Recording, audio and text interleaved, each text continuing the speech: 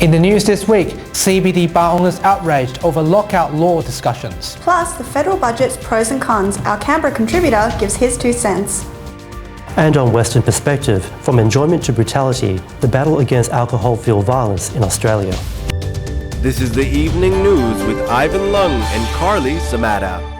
Good evening. Bar owners in the city are voicing their opposition towards doctors' suggestions of introducing late-night lockout laws for bars and clubs. The backlash comes as the Australian Medical Association called for legislation to be introduced after another violence brawl in Northbridge. A violent street brawl in Northbridge during the early hours of last Sunday morning. 2 groups of men throwing chairs and bottles at each other around 4 a.m. What we saw on the weekend was just appalling. Allegedly over 30 people involved in the incident. The fight has resulted in calls by WA doctors to introduce early hour lockout laws for Perth night spots to combat alcohol-fueled violence. But bar owners are concerned the laws will affect their businesses and customers. We might close at midnight one night. We want to go out and have a drink somewhere. If there's a lockout law, can we do that? Probably not. There are also claims the laws are unnecessary. It's a much better idea to have a proactive police presence, and if we had that, we doubt that those lockout laws would be required. The AMA argues lockout laws for bars and clubs will work in WA, but the state opposition says a greater police presence would do a better job of curbing alcohol-fueled violence in the first place. Nelson Liu, WAMN News. Big corporations and superannuation for high-income earners have copped big tax bills after the government unveiled the federal budget.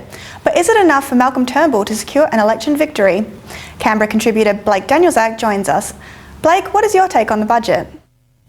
Look, Carly, mixed feelings about the budget. Tax hikes on multinational corporations are expected to raise $3 billion over the next few years. Good luck with that. High-income earners' superannuation targeted perhaps fewer yachts floating about. $40 for a pack of smokes. $4.7 billion in revenue over the next 4 years. Low to the black market and unhinged smoking rates. And the NDIS funding cuts. But good news for small businesses. Tax cuts there, and the tax threshold on $80,000 lifted to $87,000. As for those earning less than that, you're great people, but you missed out. Now, 7 Reachtel poll found 33% of voters believe they would be worse off, 59% said about the same, and only 7% thought they'd be better off. As for Labor, they will claw back $71 billion in additional budget savings over the next decade, giving the number for their accountant. So a blatant message to the government ahead of the election: spend with caution and avoid helicopters. Ivan? Thanks, Blake. To other news, 2 men have been rescued after being stranded in Kimberley. The 42 and 26-year-old men from the Ulumbu community were providing pest management when they became trapped during heavy rain.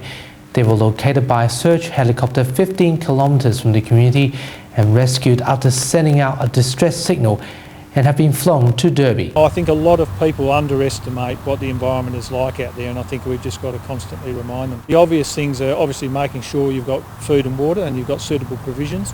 GPS or EPIRBs are almost a must in remote areas.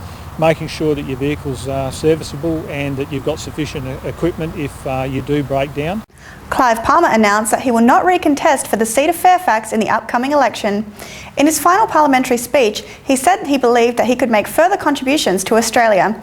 Despite the Queensland nickel liquidation controversy, the Palmer United Party is not deterred to contest the Senate race nationally.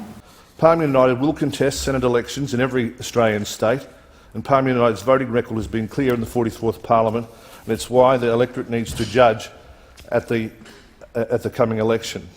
The Scottish National Party has secured a 3rd election victory after Scotland went to the polls. The SNP has managed to win 63 seats, while Labour only gained 25 seats. Meanwhile, the Conservative seat numbers have more than doubled to 31. Despite losing the independence referendum almost 2 years ago, the SNP's popularity continues to surge. Party leader Nicola Sturgeon described the polling result as historic. The people of Scotland once again placed their trust in the SNP to govern our country. We won a clear and unequivocal mandate. The Turkish Prime Minister resigned as the ruling Justice and Development Party leader, boosting the current president's power within the government. The divisions between former Prime Minister Davutoglu and current President Erdogan have erupted after both leaders failed to come to a consensus during a crisis meeting at the presidential palace. During his emotional farewell statement, Davutoglu said he has no regret in making the decision to resign. I'm faithful to my promise. I will maintain the loyalty relationship until my last breath. Our President.